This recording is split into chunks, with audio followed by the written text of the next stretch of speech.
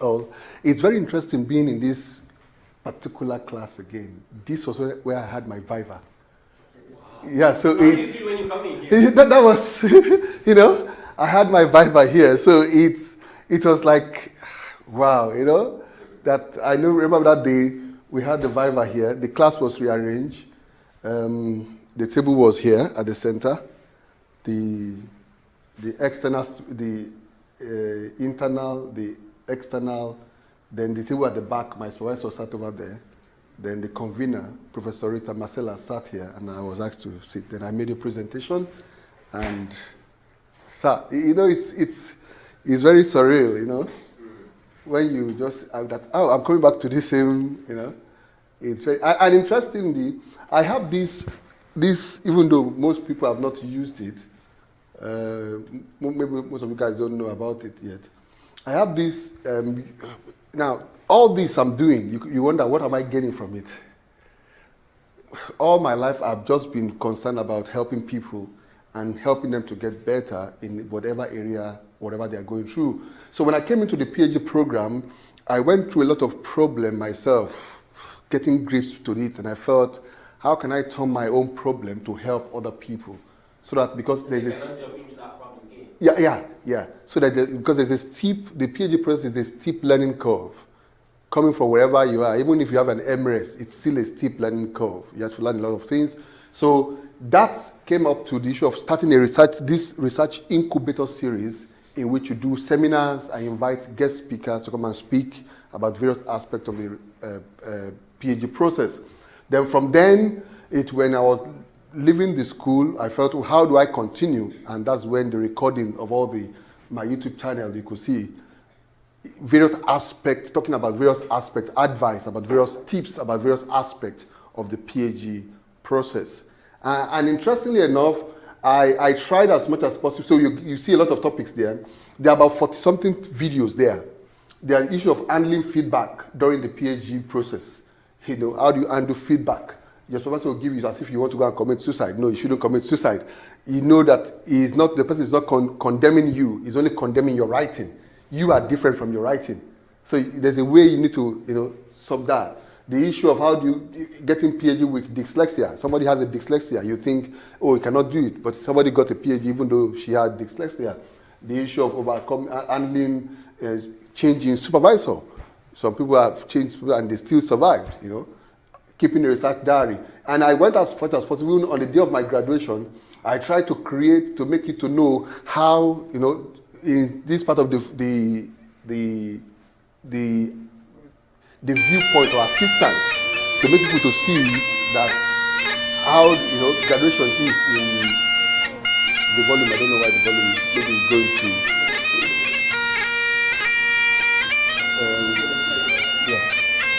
No, but no problem. It's being recorded, so it's going to, even if I'm not hearing it out here, the speakers, no problem. But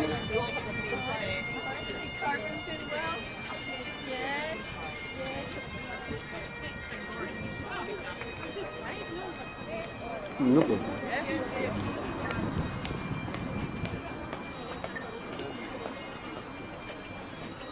I don't know why it's not coming out. So you could see that to make you know how. You're welcome to my graduation, and how does graduation look like? I'm just trying to provide help, a wonderful feeling, motivation to know that you can finish this. This journey You can do it.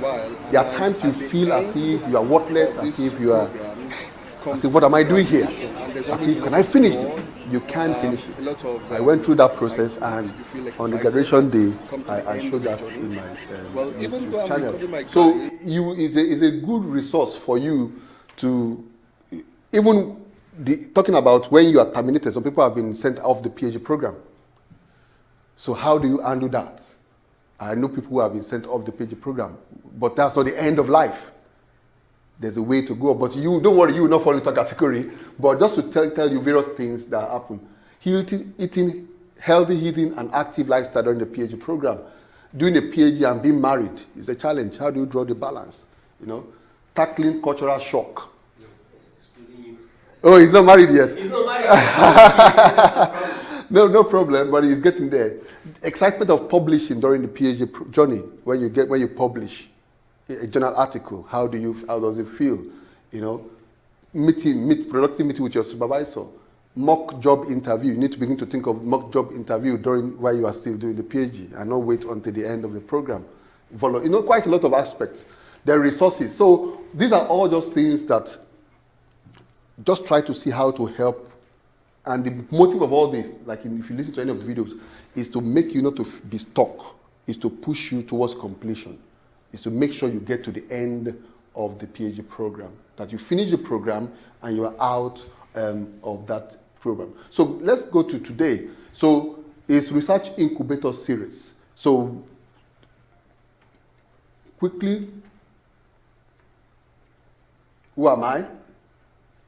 Oh, made a mistake there. Part of what? Typographical error. So I'm Dr. Olushola Ajide, a member of the Energy Institute, an associate member of the Energy Institute, a member of the British Academy of Management, and also the president of the Nigerian Environmental Society, the UK chapter, UK branch. So you are free to join us. We're having our meeting online tomorrow evening. Yes, like my studies is looking at the environmental accounting. Okay, so it would be nice that you join us and see. So what's the objective of this, even though I tagged this, demystifying the literature review. So it's still the same thing, demystifying literature review and looking at creating the literature review. You are talking about the same thing. It's like a masquerade that every PhD student dreads. When you hear literature review, you cringe. Ha! This is a great thing. So in the time we have left, we'll just look at how to deal with the literature review and how you could create a productive literature review. And so defining originality in research. Now, I don't have, maybe I will send that document to you.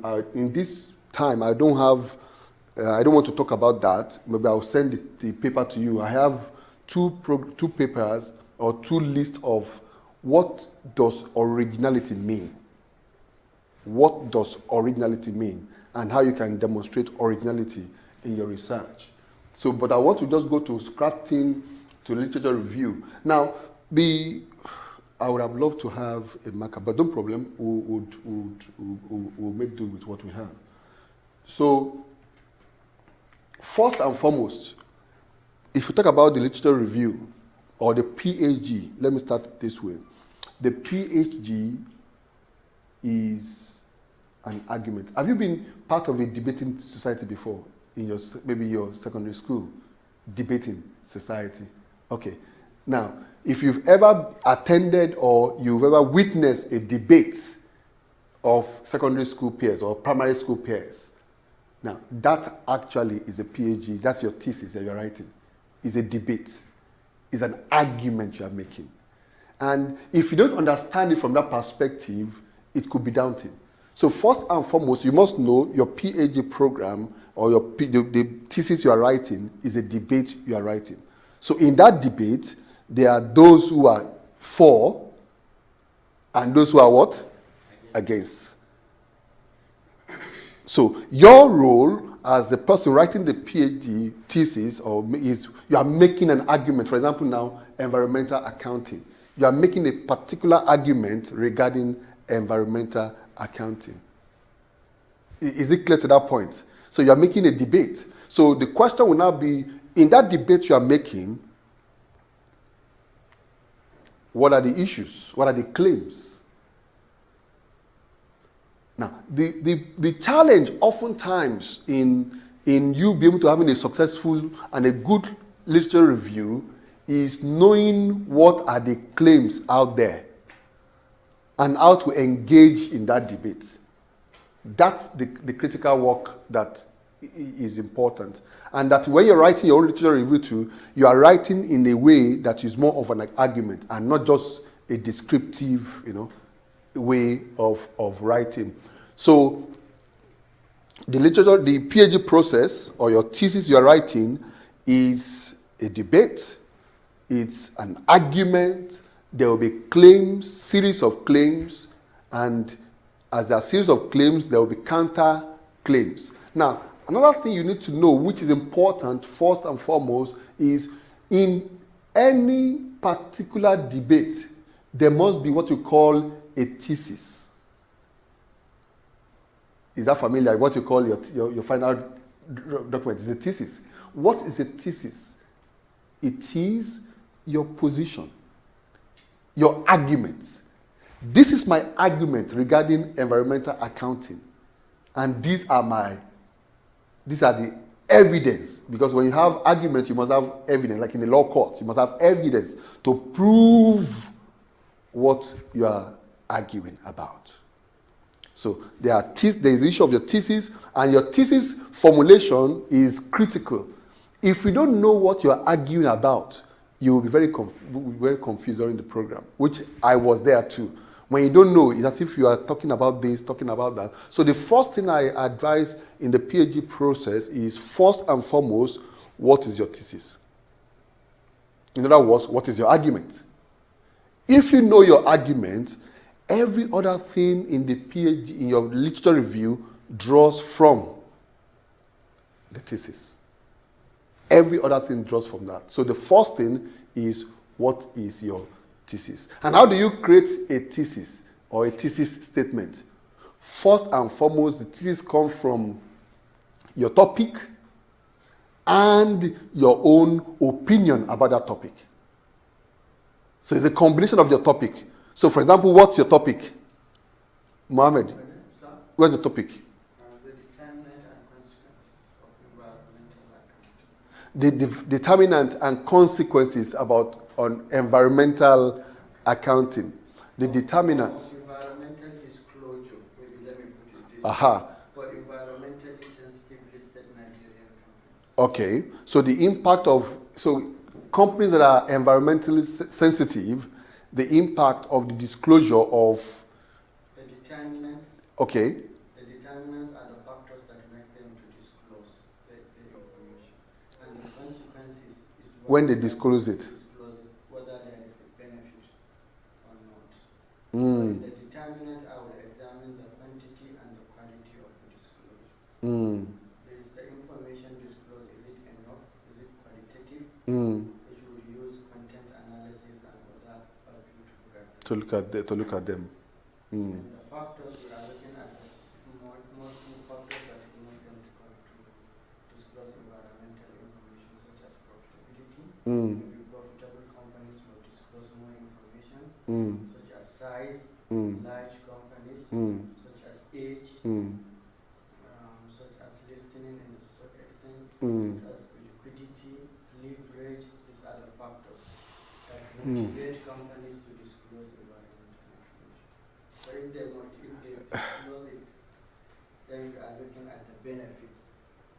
Is it increasing Okay. share price? Okay. Benefit should be maybe environmental benefit, Okay. social benefit, Okay. social benefit, and other benefits. Now you know why I'm laughing, because now you've said all those things, but in my mind, because I remember a part of my thesis, I look at the issue of power.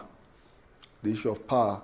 So somebody can argue and say a company can, of course, do all those things, but actually it's not sincere, because it's just a spin. It's a spin. So there's the aspect of power in which organizations put out information, not sincere, just to change your perspective and to get more profit. Yes, you know, the problem is in the accounting field we have information, disclosing information is divided into two. Okay. We have the compulsory one. Okay. This is what you are saying. Yeah. And we have the voluntary one. Okay. The compulsory one, this is what the voluntary one gives them the right whether to inform or not to inform. Okay. So what I'm doing, environmental disclosure, is under the voluntary information. Okay. So it gives the company ways whether or to disclose the information Or not to disclose. Well, maybe offline we'll come and discuss more, because what have I said since we started? to get a successful literature review, number one, you must have your thesis and know what your thesis is, your argument, your claim, what you are claiming, and what's your position about it. Now, number two, which is important, is what are the assumptions you are making? You are making some assumptions, some series of assumptions. You are making some series of assumptions based on all those things you are saying. And so what are those assumptions? So you must understand that there are arguments, there are claims, this is a debate. What are the assumptions? You are assuming a lot of things. And if somebody wants to puncture your argument, they look at your assumptions. Is your assumptions the logic of how you came about your assumption that is going to be an issue? Well, let's go ahead. Now, so creating the literature review, research questions and arguments. Now, the part of the thing that you're going to encounter, feedback you might get from your supervisor about the literature review is, number one, your writing or your stuff is not coherent. Your argument is not coherent. So there's no coherence in your argument, or is not deep enough, or is you are not consistent. Huh? Or it's descriptive. Is descriptive. Now, in any of those points of descriptive, incoherence, and the issue of not deep enough, or there's no depth in what you are saying, the solution is because you've not been able to locate the arguments. You've not been able to locate the argument. So because you're not locating the argument, you only be describing. You're not going to be engaging with the issues that are at play. So the critical skill when it comes to literature review, therefore, is first and foremost to be able to locate what are the arguments from journal articles you are reading. Locating those arguments and knowing how do I now engage with those arguments. So, but today, what I'm presenting is just one of the tools. There are many ways in approaching a literature review, but this is just one way of approaching a literature review. Maybe if time permits, we'll look at another time we'll look at other things. So let's start. What is a literature review? So the literature review is a series of what? Connected arguments in support of the research question. Instead of a mere review, it must firmly scaffold the overall argument, which is what? The thesis, by argumentatively engaging with the literature. So you have a thesis, your point, then you now look at the argument, and broadly from that argument, every other section that you have, you break that argument into subsections. And each subsection overall does what? Fits into the broad arguments. So that's what the literature review is about. Now, we are going to be looking at Arnold Wenzel. That's the website. I will also connect to that website for you to see some things. You need this website to read, to give you broadening, because in one of my videos online, you will see resources for completing the PhD process. There are some resources you must read, some websites, blog spots you must read to get ideas and to be able to know how to edge on into your research.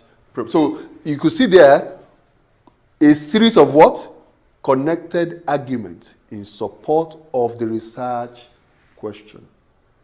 Now, at this point, let me stop to say, I can confidently say that if your supervisor says that your research, your writing, or the draft you have presented is not coherent, there is no substance, or there is no point, or that you are too descriptive, I guessed as much that the first problem is the basics. What's the basics? Your writing. And the writing is critical, first and foremost, because the person has failed in the normal structure of a paragraph. What we learned in English. And I tell people that if for any PhD student, the first thing I want you to do is to go back to the basics. What you learned in primary school. How do you write a paragraph? If you are able to do that, it's important to your final thesis writing. You might be asking, how does writing a paragraph or understanding what are the constituents of a paragraph, how does that help me? But understanding what a paragraph is and how to write a good paragraph will solve the problem of coherence, will solve the problem of consistency, will solve the problem of depth, at least to an extent. To an extent. Now, because the issue of series of connected arguments, in the paragraph you have what? A topic sentence. You have evidence to support that topic sentence. And you have what? A conclusion. Are you getting my point now? You're going to see how it ties up with in this structure we are looking at. So I remember that in my first draft, when I submitted my first draft of about 9 chapters, submitted my first draft. And when the comments came back, it was like, wow. And in actual fact, I thought that, wow, I'm going to have maybe about 5, maybe up to 5 drafts before I do my Viva. Because I felt I was very bad and poor when it comes to writing. So my first draft, 9 chapters, pulled out, everything just cascaded together, everything jumped together. Then the feedback came, it was woeful. So what did I do? Reverse engineering. This I'm telling you. Each section, paragraph, go back, understand the paragraphing, the basic concept of paragraph. Because the paragraph, when you read the paragraph, what does it do? The paragraph tells the reader what's your argument, what are the evidence, and what are the examples you are giving. Then, also tell the reader what is going to come next. Are you with me? Now, in what you do, when that thesis, as big as 9 chapters, I now have to begin to, for each section, create that topical sentence, evidence, and conclusion. What is your point? In which you now relate the as such to your main thesis, the thesis statement that you started with. So every paragraph will be associated and connected to the main overall argument you are making. All right, I think let's go on now. We'll see how it ties up. So, the literature review and assumptions. So the person who asks a research question makes a number of assumptions, like I said earlier. When you are writing, you cannot do let me say it this way. Life is based on answering a series of questions. Life itself, isn't it? Series of questions. What am I going to eat today? What will I wear today? What time will I leave? What time will I wake up? That's life itself. Series of questions. So when it comes to the PhD program, is also what? Series of questions. The research question. So by the time you have engaged with the literature and you have seen the gaps, which is what, that's another topic on its own. Spotting the gaps is a topic on its own. This training now, I'm making an assumption that you have spotted your gaps.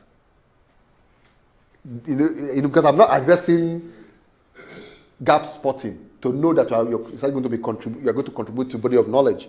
I'm assuming that you have already spotted.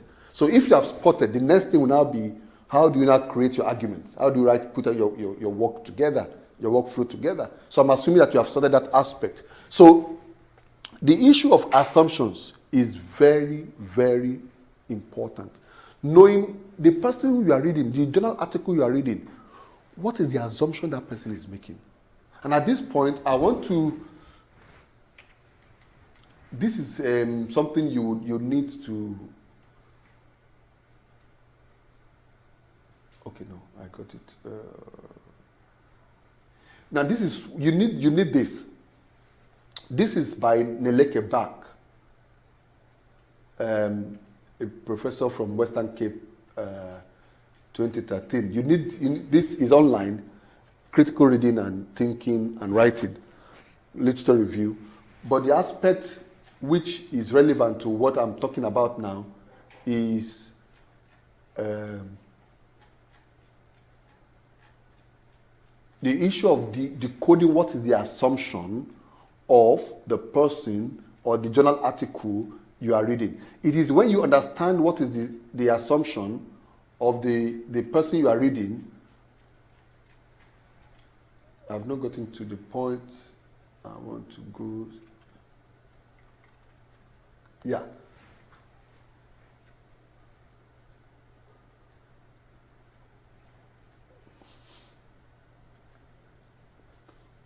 Now, the issue of critical writing, like to solve the issue of descriptive, comes into play. Critical, you say, what is critical engagement? It is not the same as disagreement. It is not aim of embarrass, humiliate, or seek to dominate. It is not mean nitpicking. So, but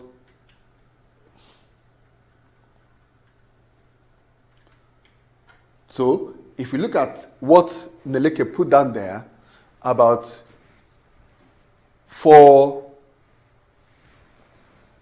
environmental accounting, for example, now, the context, what's the subject? Environmental what? Accounting. What are the arguments? What are the arguments available in environmental accounting? What are the themes in the accounting? Now, the author, the paper you are reading or the journal article you are reading, what is that person's purpose and theoretical lens is paradigm, worldview. Paradigm is worldview, the worldview of that person. Is that person, what is the person's worldview? From what you said initially, from what you said about your work, I can see that your worldview is you are positivist in your approach. You are positivist in your approach. So because you are positivist in your approach, it means that your argument is that the truth about environmental accounting can be located or can be seen outside of the person who is doing the research. Are you with me? Is that clear? I should come again? Okay. Now, this section, this point I'm talking about, worldview or theoretical position or paradigm, is what we engage in your chapter 3, in which you're looking at it at what is the philosophical view? What's your philosophical stance? Your philosophy stance. So for somebody who is positivist, his worldview, I think you're also doing accounting, or what are you doing? Construction management. Construction management, okay. Your worldview is that, let me go back this way. The whole argument about your research is about truth. What is truth? What is the truth about environmental accounting? What is the truth about construction management? How do we know that truth? How may we know that we have known the truth? And how can we perceive the truth? So, in environmental accounting, you say, okay, what is the truth about environmental accounting? About the aspect of the area we are looking at. So, how do I know the truth about disclosure? How do I know the truth about disclosure? What is the truth about disclosure? How do I know that truth? So from the angle you are coming from now, the argument you are telling me now is that your philosophical stance is positivist. In other words, you are arguing that It's possible to know the truth outside, not inside me, outside of the person who wants to know the truth. Are you with me? So in that regard, you are thinking of numbers. You are thinking of numbers. That's why you're using content analysis. Because content analysis... But there's qualitative content analysis. Well, Analysis should not necessarily be quantitative. It could be qualitative. broadly speaking, the broad spectrum is quantitative and qualitative. When you go to the aspect of mixed method, which is where you're coming from. No. I mean, there is also qualitative content analysis physically as a method when it's on. It's not the issue of the method, it's more of the philosophy. What is first and foremost the philosophy? The person who is looking at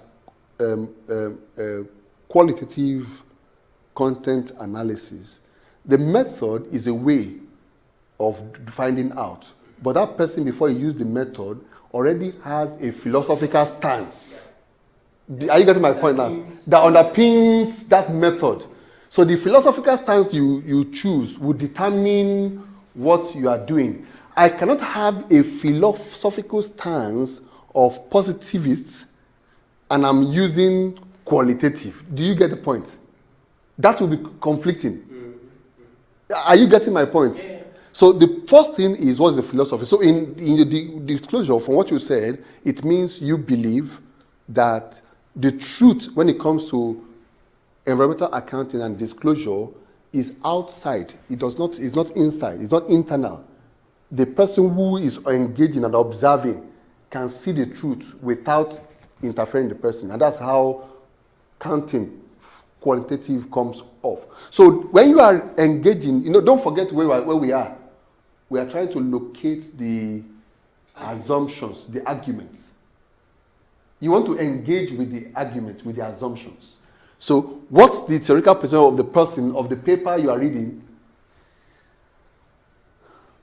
What's the context? What do other authors say about this topic? How does this text, the one you are reading, contribute to the shared understanding of the topic of environmental accounting? Now, to you, what are my own responses? What issues of my thesis are addressed? The arguments you are making from the talk, you are looking at the journal article in front of you. Don't forget, your ability to discover what's the assumption of the paper in front of you quickly is what will help you build your own arguments. Mohammed, are you with me? I'm not sure you're with me yet. Are you sure? So how does the text inform my thinking of this? So why I went here was to look quickly at how there's a particular diagram I'm looking for. Okay, that's it. How do you know quickly what is the assumption of the journal article you are using? So there's a topic. Say anything. Environmental blah blah blah. Accounting. What's the author's attitude? You can see that in the way the person writes. Then what's the main idea? Your ability to understand the main idea of the journal article you are reading, the main idea, gives you a way to know, okay, this is where this person is coming from. And what is his assumption? That you want to know what is the person's assumption. Why? Because, see, when it comes to the issue of argument, like I told you, it has to do with debate. In debate, what do you talk about? It's logic. And when they are logic, they are what? They are premises, which is the assumption. You are making some assumption that will reach a conclusion. Now, let's look at I know it might seem abstract. Look at an example. If you later when you read this, it will help you. Now, this person talking about brands. His main idea is what? Or the person who is writing's own attitude is what? Supportive of consumer protection. So what is his main idea or his thesis? Brands do what? Provide a guarantee of reliability and quality. Another one is what? This person's topic, the topic is right now is working women. What is his own point of view or his own attitude? He's concerned about what? Unequal treatment of these women. So what is the main idea of this person? Working women are treated unequally in the workplace. That is his thesis. And a thesis or a thesis statement, it should be, can be contested, should be contestable within a particular context. Any question? You need to should have a question, because there should be something, in your mind in line with, as I'm talking, you're looking at your research, looking at what you have, and looking at where you are, looking at where you are right now, and look at, okay, what's in my research that I'm doing? What's the topic? What's my topic? What's my attitude? Which is your opinion? I told you initially, how do you come about your thesis statement? The topic and your opinion. What's your opinion about it? That will give you your thesis. When you don't have a thesis from the beginning of your research, you'll be jumping up and down. You'll be moving the goalposts. So when you have the main thing that you are looking at, it will help you to have a focus. Now, when you look at this now, from either of these examples, you should be able to guess what will be the components of the literature review of this person. Can you? Because when we talk of literature review, the first thing people will think about is, how would, I know when that was when I was concerned, how would I write 80,000 words? That's the first, what did I put to make 80,000 words? Well, 80,000 words. But you see, it's not the amount of words, it's based on quality, the argument. When you know what is your argument, what to write will not be a problem, because it's already clear from the topic, from your point of view, and your main thesis. So if you look at, for example, this person now, talking about working women, that's the main topic. His concern, his attitude, or his own point of view is that what? There is unequal treatment. So his thesis is working women are treated unequally in the workplace. So what do you think will be the component of the literature review of this person? We could just look after any publication that talks about unequal treatment for women.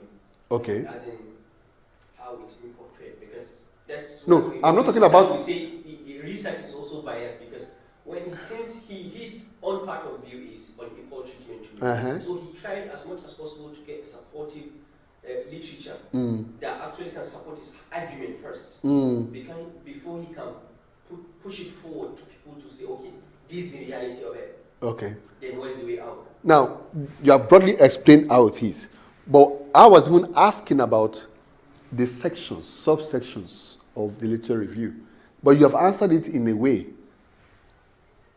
The first thing in the literature review is definition. There will be a section on what? Working women. Working women. Women. Women in general. Women in general. Introducing the women in general, that's a section. There will be a section on working women.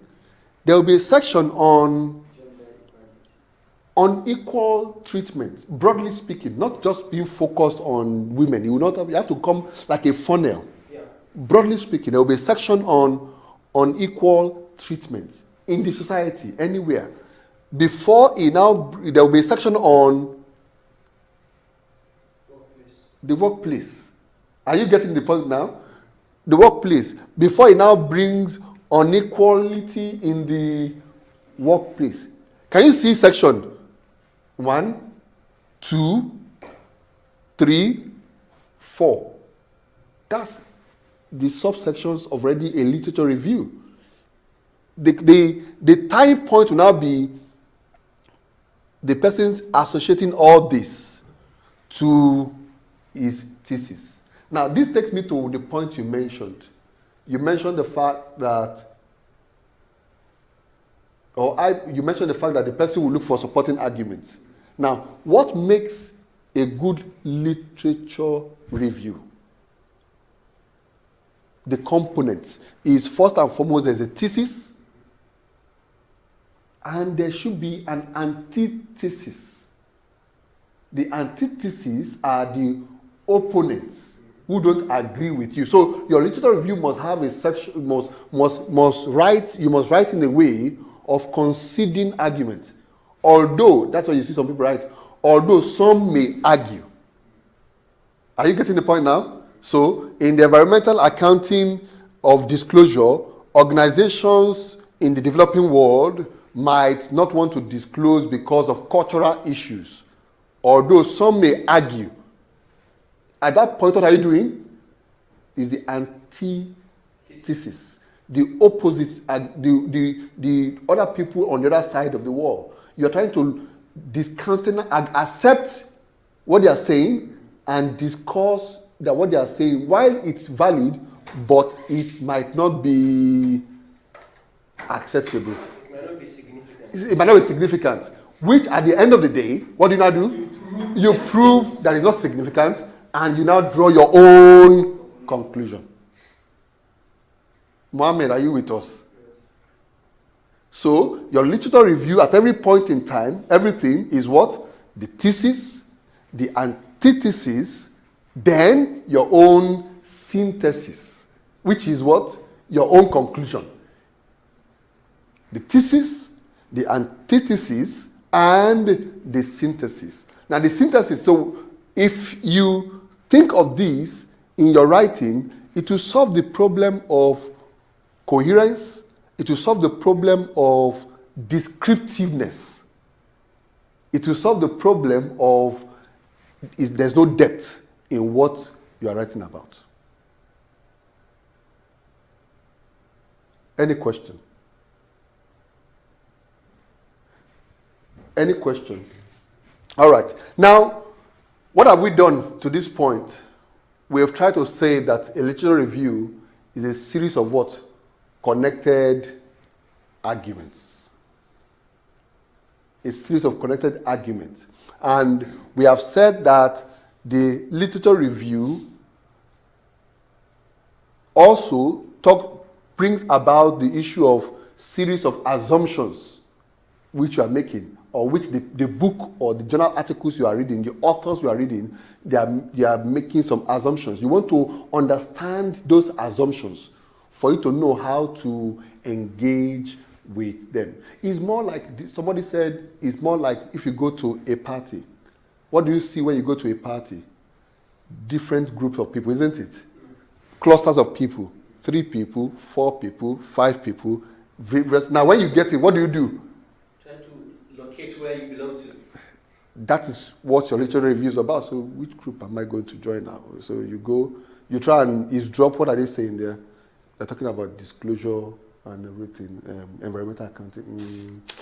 Well, I don't want, okay, what I did, they do construction management. I don't like construction management. You are trying to look at, that is how, what you are trying to do here. What's the main, what are they discussing? What are the key things they're discussing there? Is it in line with what I'm doing? If it's not in line, what do? I move until I get a place in which I'll situate myself. Now, let's move on. I hope this,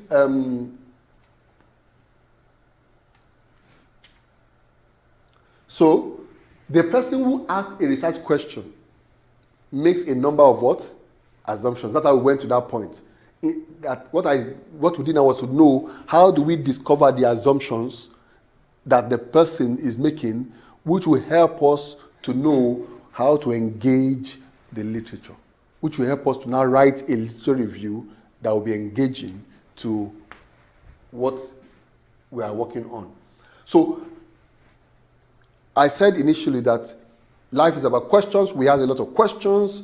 So when you have research questions, how do you, from your research questions, create arguments? That's the skill you need to learn.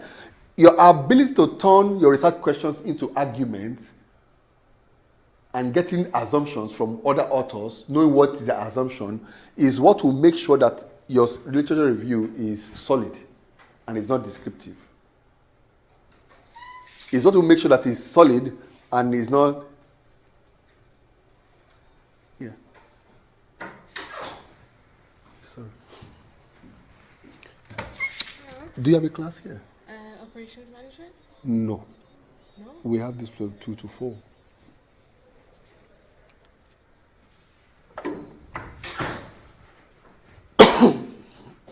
Sorry. Now, so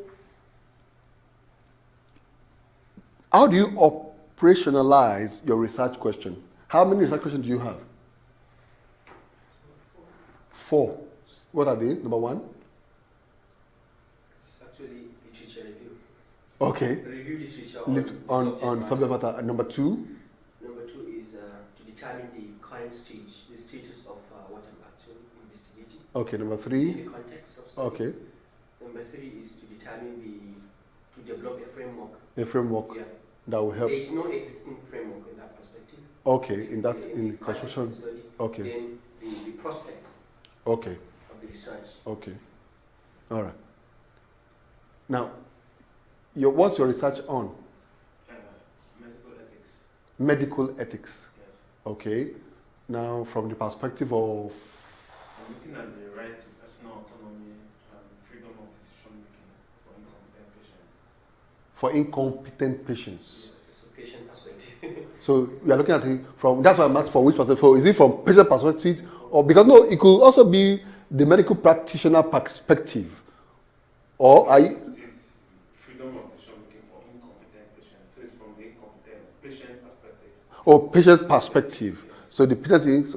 So how does an incompetent patient make a decision? Yeah, that's basically I'm looking at is there the need to promote a legislative framework for advanced decision making?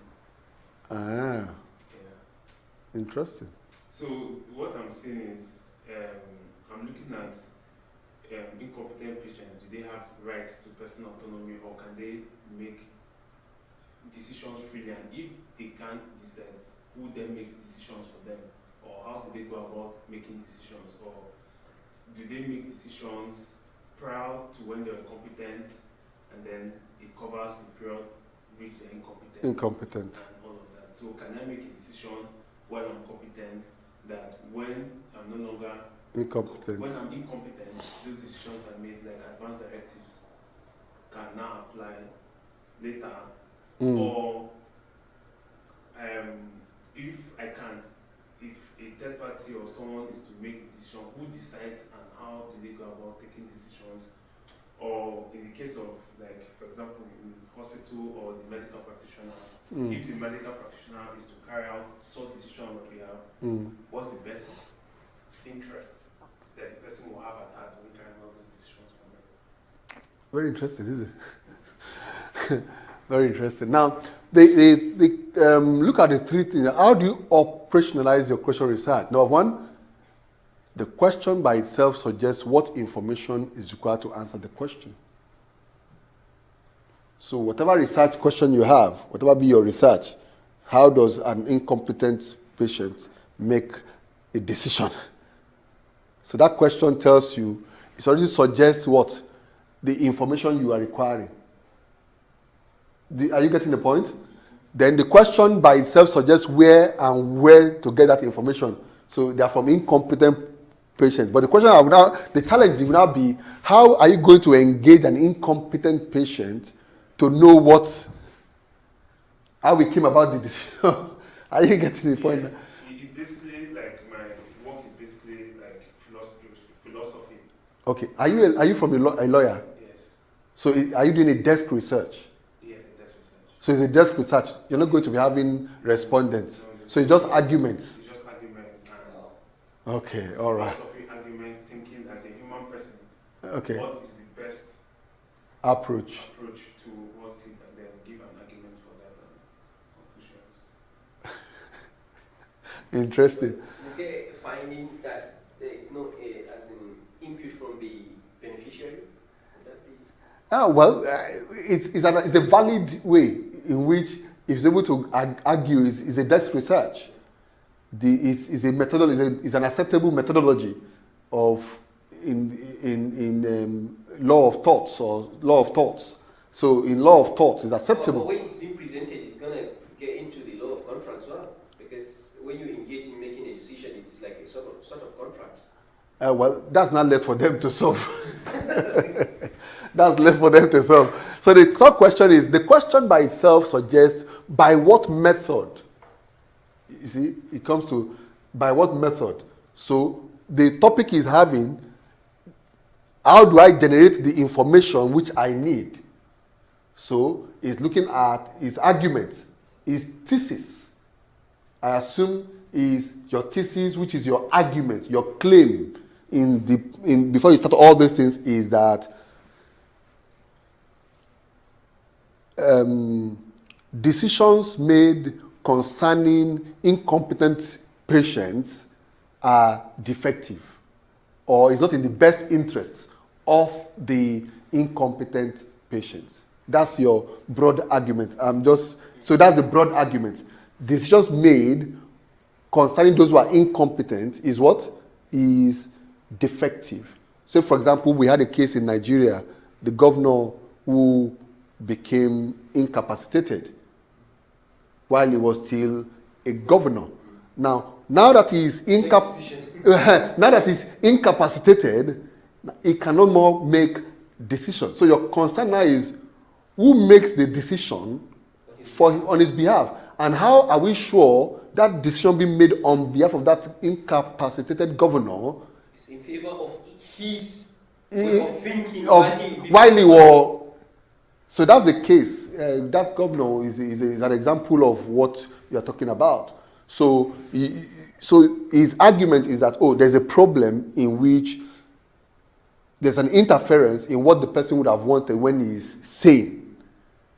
So how do we? So that's the unpacking. Now, these are critical things we're looking at how do you turn your questions, research questions, into arguments. Arguments. Don't forget I said your thesis is an argument. If you sleep, if you forget anything I've said today, as your thesis, your final thesis is what? An argument.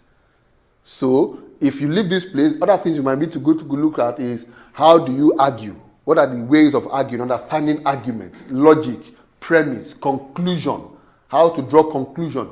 The types of, when they do arguments, we're talking about straw man's arguments. Some people, they want to say, no, that's a straw man. When you hear that's a straw, it means the argument does not have what? Substance. Or circular reasoning.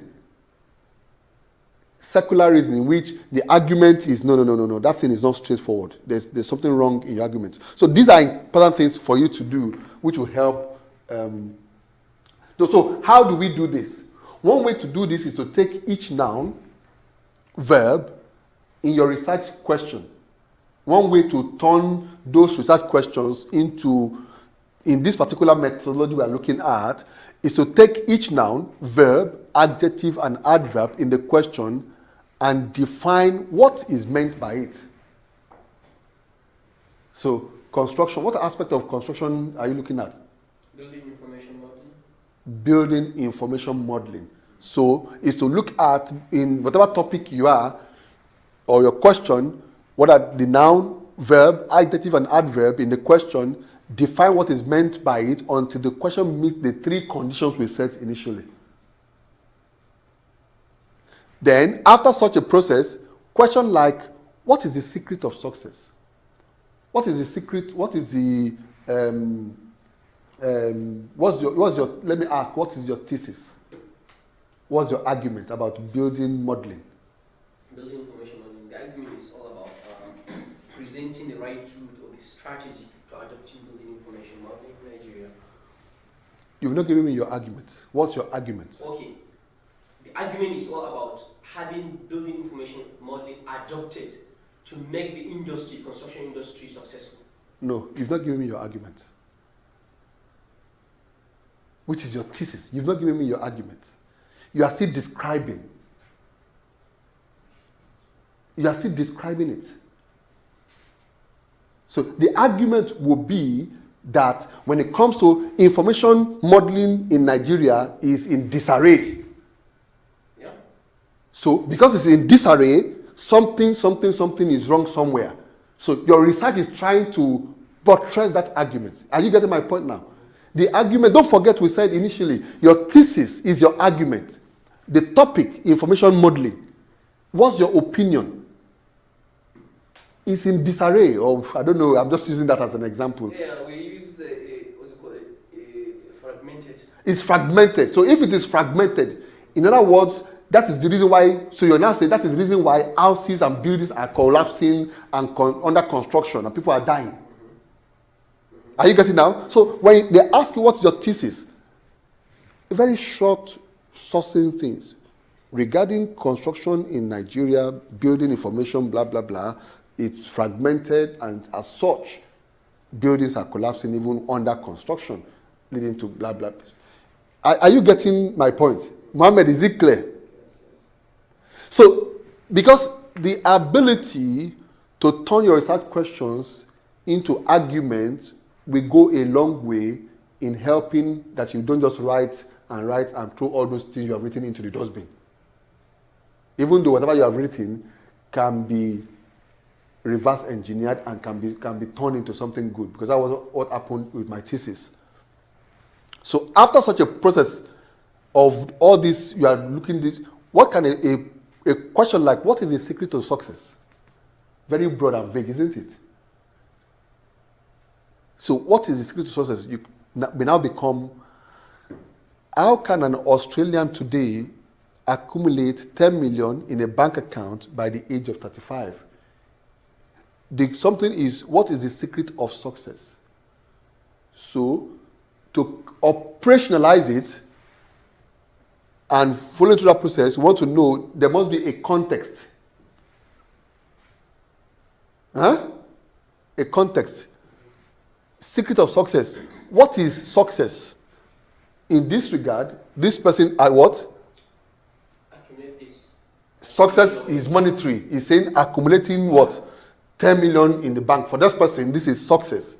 In this context, at what age? By the age of 35. I believe the success is not all about itself, yeah. But you see, in the definition, this person who is writing this, in the definition, he would have given a subsection of what? Success. What is success? Understanding or types of success.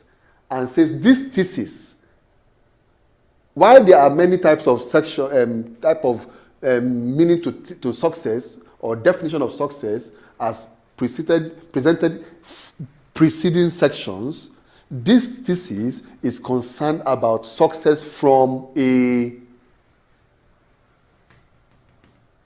monetary perspective. Did you get that? In which the person has said, I've looked at success in various dimensions, but this thesis is concerned with, from the broad funnel, is now what? Specific aspect. Now, so the question is, those 4 questions is now into what? There's a method. There's a context, Australia. There's an amount, and they're at a particular age. So, if you break down your research question, I'm assuming that you have got a correct research question, and you are trying to, don't forget, you are trying to turn your research question into arguments. And this is only just one perspective, or this is only one method.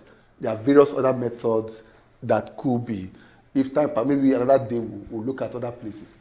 So, how do you do that? Since all the terms appear in the same question, there's what? Method. There's an amount, at age, and there's a context. So to now draw this line. Now, what are you trying to do here? You are trying to generate series of assumptions. Assumptions that you are now going to turn into argument statements.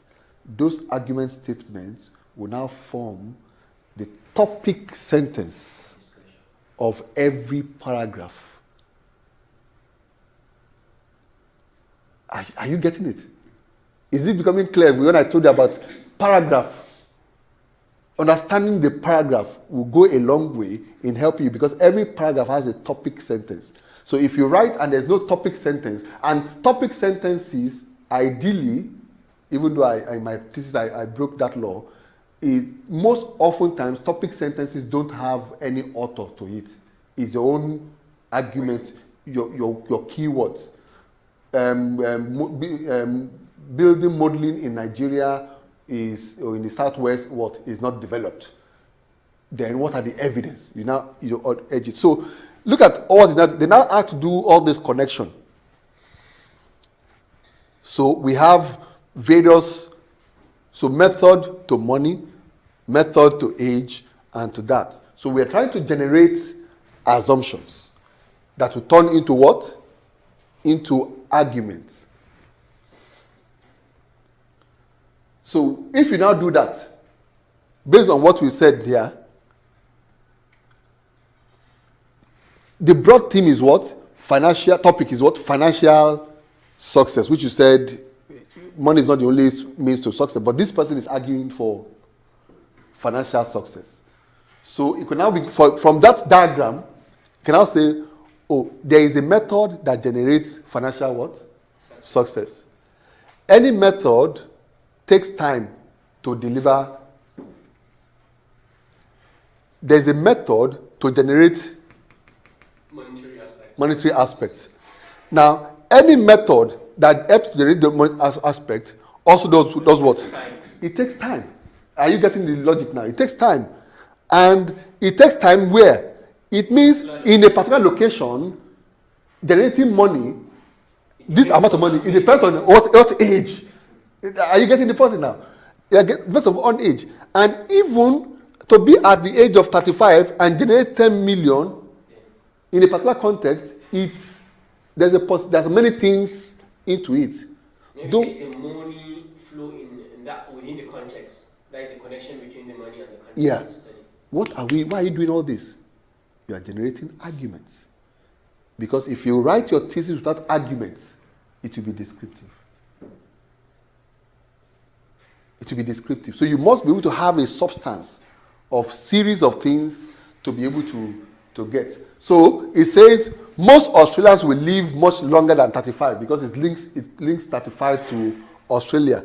Australians evaluate success in terms of money. That is the connection between Australia and the 10,000. Success is only meaningful if you are still young.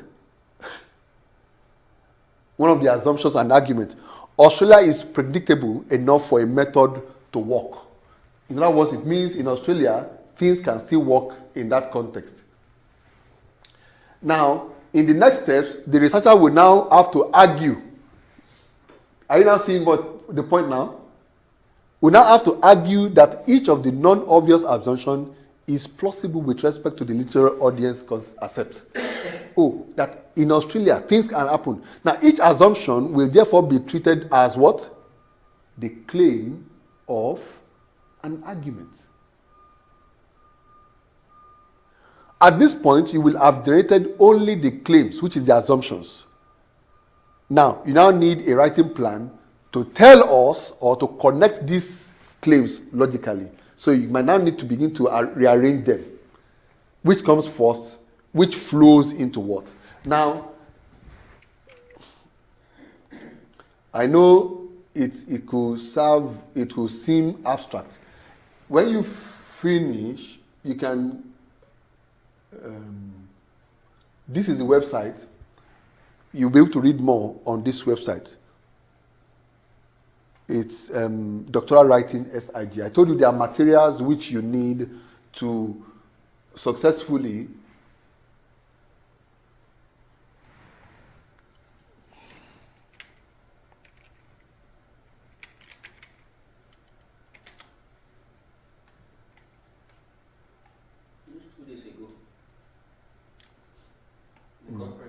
Okay, they finished the conference, Abi.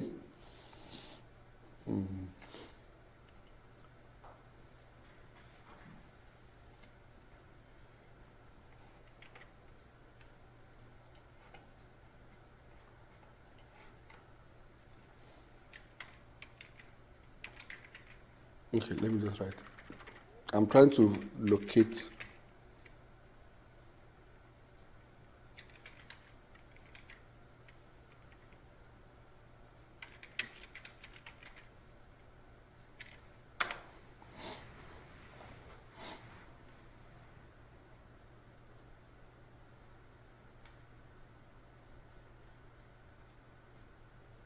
You can get the link. I'm trying to locate the. Okay, those are other.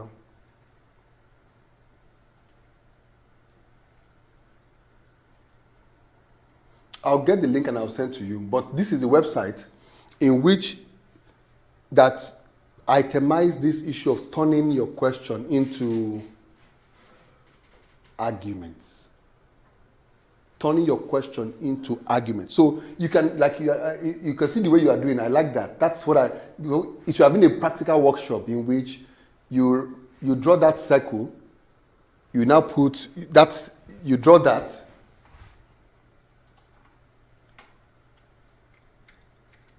You draw this and put your research, your question, which is already, I like that. You now look at your section, environmental accounting, disclosure. What are other things in disclosure? Companies. What are other places in a particular what? Developing world or Nigerian context. Now, what you mentioned about the age of the company. You mentioned the age of the company. The size of even disclose yourself. There's even 2 types of disclosure. So, compulsory one and the involuntary one. So you are trying to create various connectivity between them. Various connectivity and see and ask these questions. So at the end of the day, you now have assumptions which you are turning into claims. You now take each of those claims one by one and look at what is the literature saying about each of those claims. Are you with me? Okay. Now, at this point,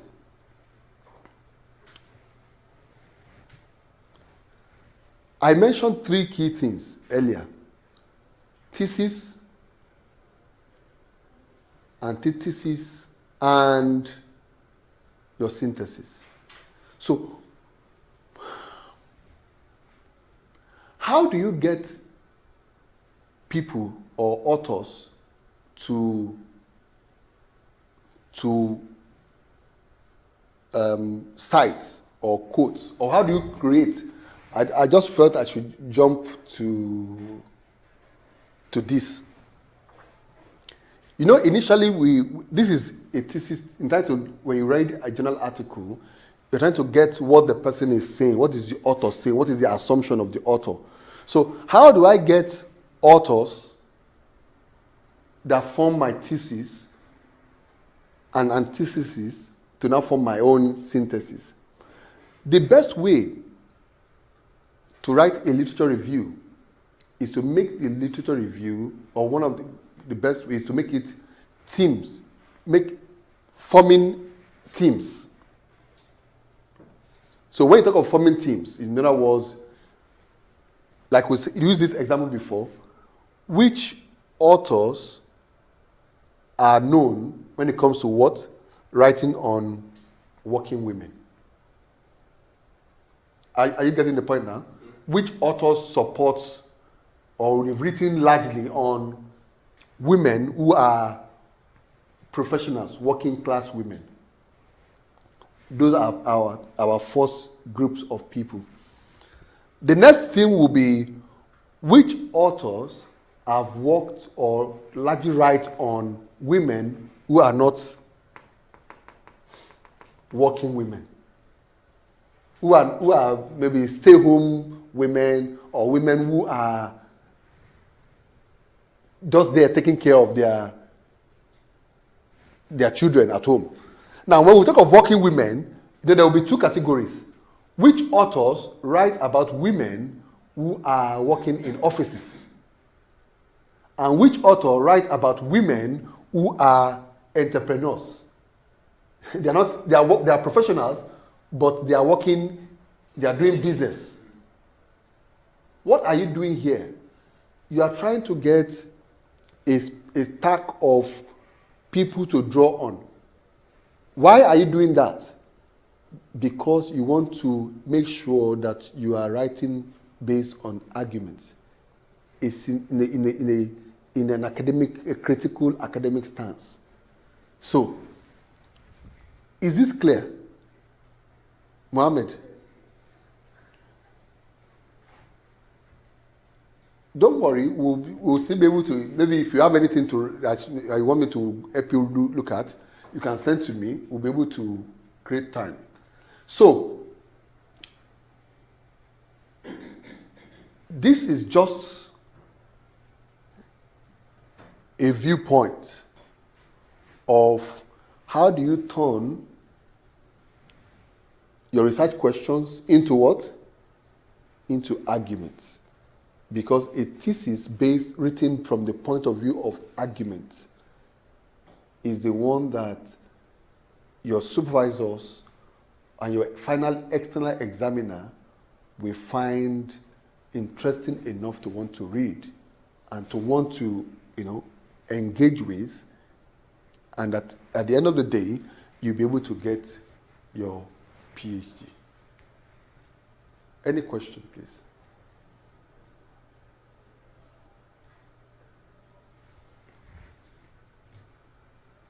Any question? And like I mentioned, I hope this helps. My aim oftentimes still goes back to the fact that we just want to provide support. And like we do with all these videos, the various aspects of the PhD process.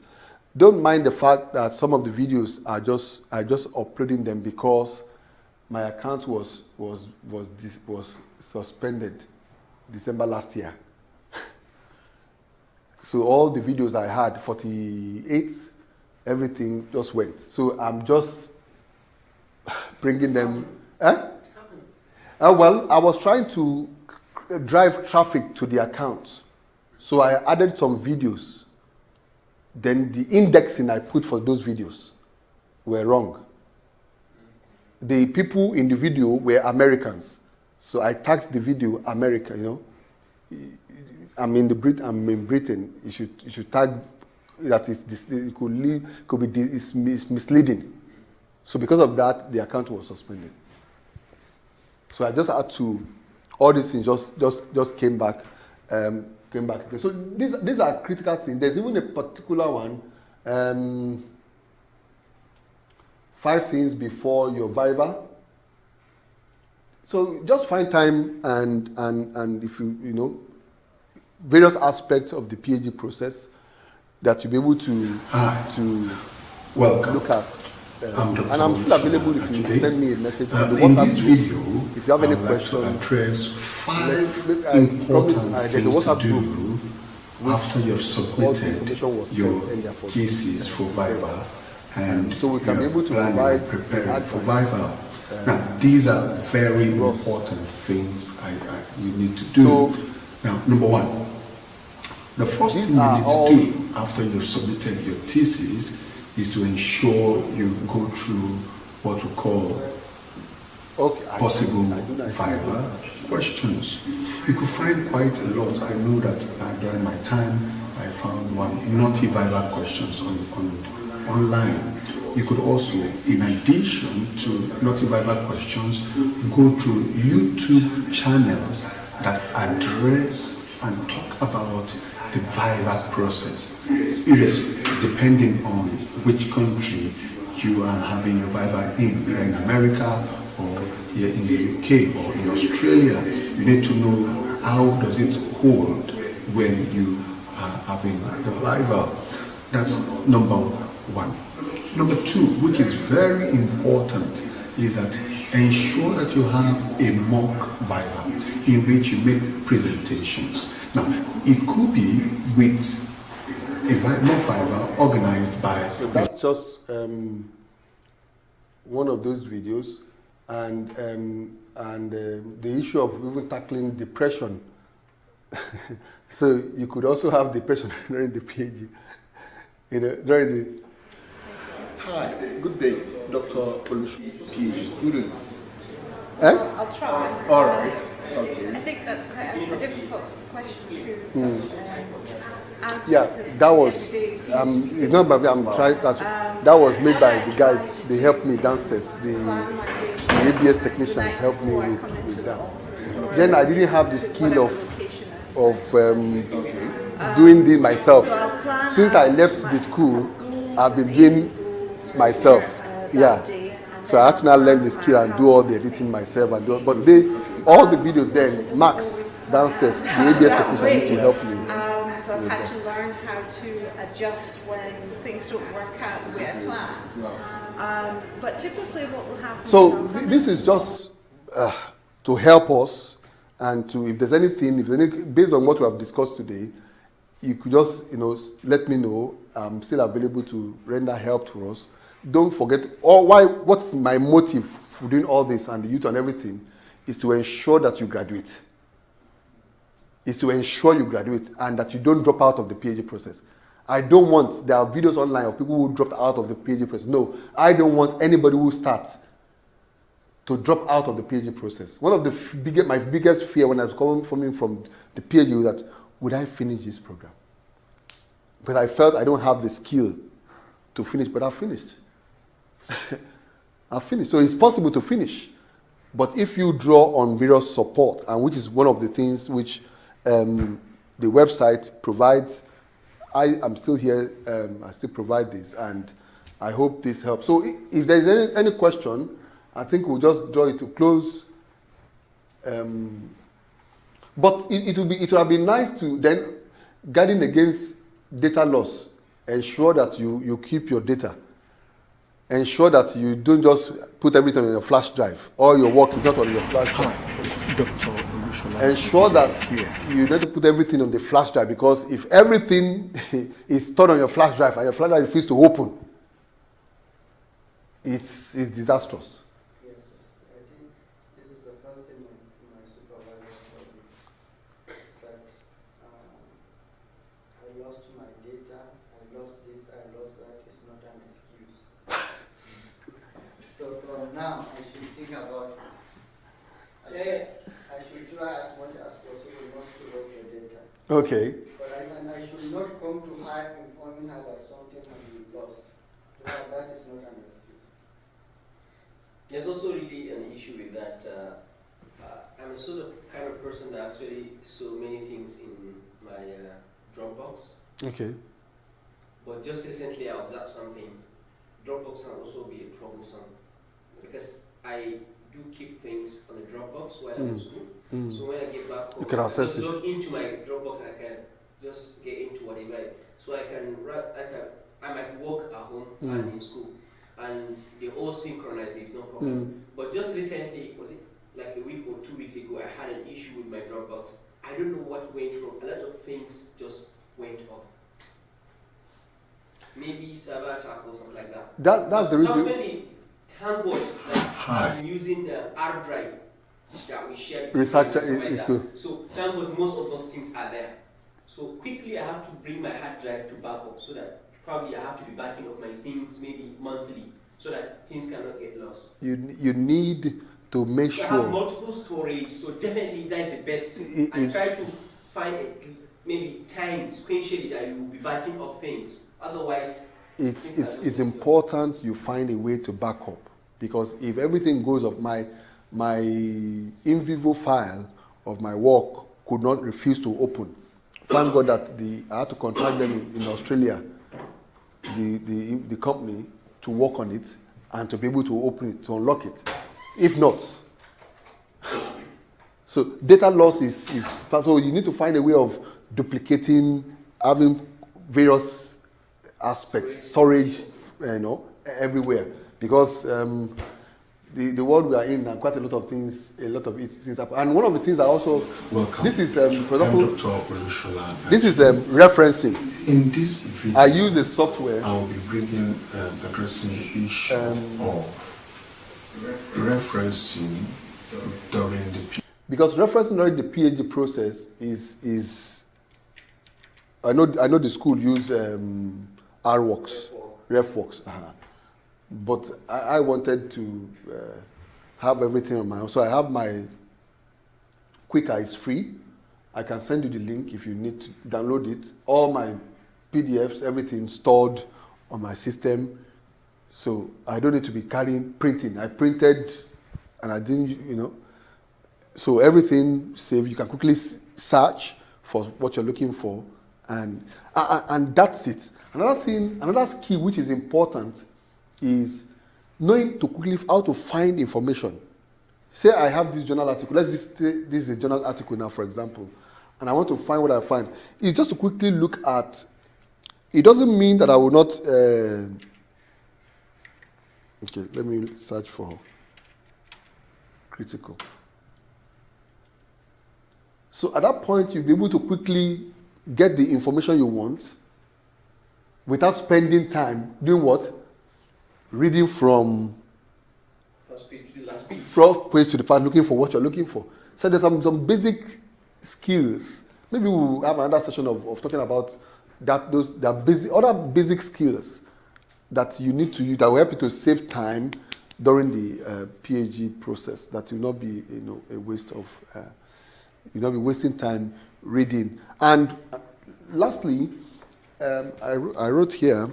I don't. Mentioning the issue of locating argument recognition, and I wrote this 26th of October. Whoa, it's almost 2016. I wrote this 26th of October 2016 at the heat of trying to solve. Okay, I've already submitted my first draft then. Then the feedback came back and it was disastrous. Then I was trying to find how do I solve the problem. So I went back to his arguments recognition. So premises and conclusion. So if you are reading your journal article and you are looking for, how do you know what is the person's conclusion? You can say this paper is arguing this, which is the person's main idea. You remember the main issue of the main idea? What is this person's main idea? What is his stance? When you see the words like thus, therefore, that is his input. Hence, so, it follows that. So those are critical things in any journal article you are reading that tells you what is that person's conclusion. So when you know the person's conclusion, you already know you are already summarizing what the whole paper is all about. So you can know what is the person's attitude. What is the topic? You know already. So if you're able to know this, it helps say that's conclusion. So if you want to know what is the reason for that person to go to that conclusion, so when you use the word because or premise indicators, reasons for the conclusion or the premise that will lead to indicate because, since, for, F-O-R, or as, those are premise indicators. So you're looking for arguments in the academic article. You are looking at the title, you are looking at the abstract. In the abstract, you are looking for the writer's point of view, his attitude. The writer's point of view. What is his point of view? You can see that from the abstract. So, in the introduction, if you want to quickly locate what the person is saying from the introduction in the argument, you look for the word, if you use the word argue, claim, suggests, recommend, or find. Argue, claim, suggest, recommend, or find. In the introduction, these are how you're going to see what the person, and oftentimes the person's claim is often at the end of the introduction. From most, if you read online, is at the end of the introduction. Some can be elsewhere. Any journal article you are reading, the person's claim or argument is often at the end of the introduction before it goes to the next section. Hence, okay, what I learned is normally at the end of the introduction you get the research objectives. which The last paragraph of introduction is always the research objective. That's the objective is what the person is arguing. You can put it in a different way. If the research objective is why am I writing this paper? What is the essence of this paper I'm writing to you? What's the essence? So that's that. So then, like I told you paragraph earlier, a small mnemonics here is to use the word peel. Peel. P-E-E-E-L. So the P is for the topic sentence, which is the point of discussion. The point of discussion is the P. Then the E is the explanation.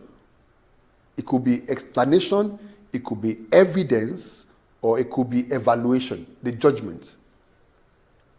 And in this section, the explanation, the evidence, the evaluation could be definition, could be description, could be examples, could be reasons, could be comparisons of a paragraph. P-E-E-L, triple E-L. So point of view, the person could give you what? An example, explanation. It could be an evidence. So it could be evaluation. And the last one is to link to the next paragraph. Linking whatever you are saying to the next paragraph. And any paragraph you have written is always good to always link it to your thesis, your claim. So if, for example, you say, okay, the point of discussion of the construction building, for example, the construction modeling and everything, you've stated a topic sentence and you have explained the E, explanation, or you have given evidence, or you have evaluated judgment, you have discussed, or you have proved, or you disprove a point of view. It's good to always link that at that point of view to your, so as such, which is the conclusion, as such, from this we can see that this is connected to, so that at every point in time, you are taking the person reading your book to refer back to your main argument, the main thing that I'm talking about, to ensure that the person is not lost. There's continuity in what you are saying at the end of the day. I hope this helps. I hope this helps. So thank you for at least for coming. What of the proposal that the school is trying to have a workshop next week on Wednesday on Mendeley? Okay, Mendeley. Yeah. Okay. Because Mendeley is also, as in, it has another way of probably you can upload all your, you can put on your own PDF. Well, interestingly enough, I've used. So you can search. I can say I have used all. I've used Mendeley, I've used Zotero, I've used I set it for Quicker. Mendeley, Zotero, there's something Cube. Various of all these options are there. So which one is the best? Well, I don't know. It depends on your preference. Your preference. The good thing about Mendeley and Zotero and Quicker is that you can cite and write. Yeah. So it pulls reference from your yeah. So it cites, you can write and write. And interestingly enough, the way Quicker worked for me, if you type a text, it will even suggest to you authors, because all the Mendeley also, it will just look at your subject of discussion and suggest a lot of publications that you can So now, because that's the work of artificial AI, artificial intelligence that being used in all these things. So it depends on your choice.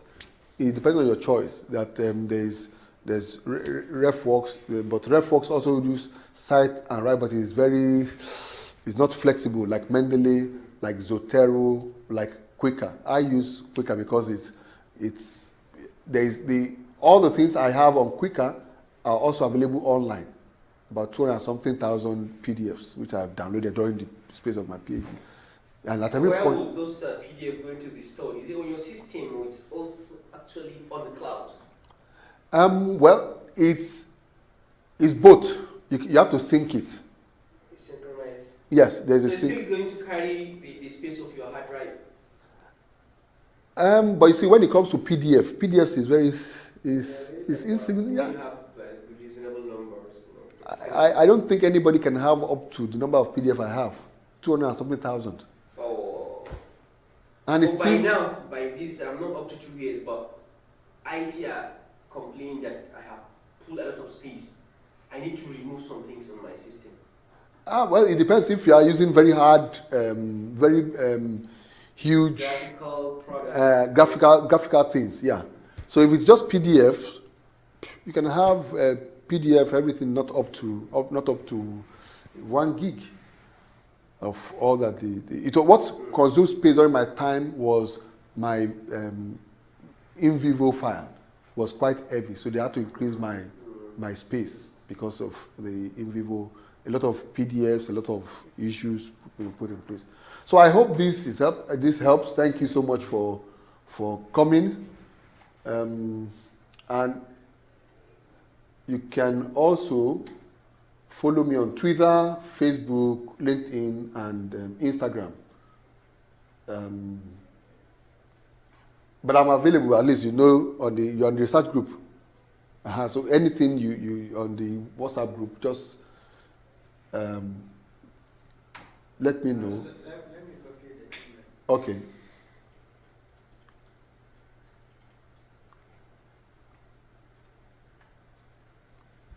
So thank you very much for coming. At least It's our pleasure. at least nobody is not an empty place. As people came for the.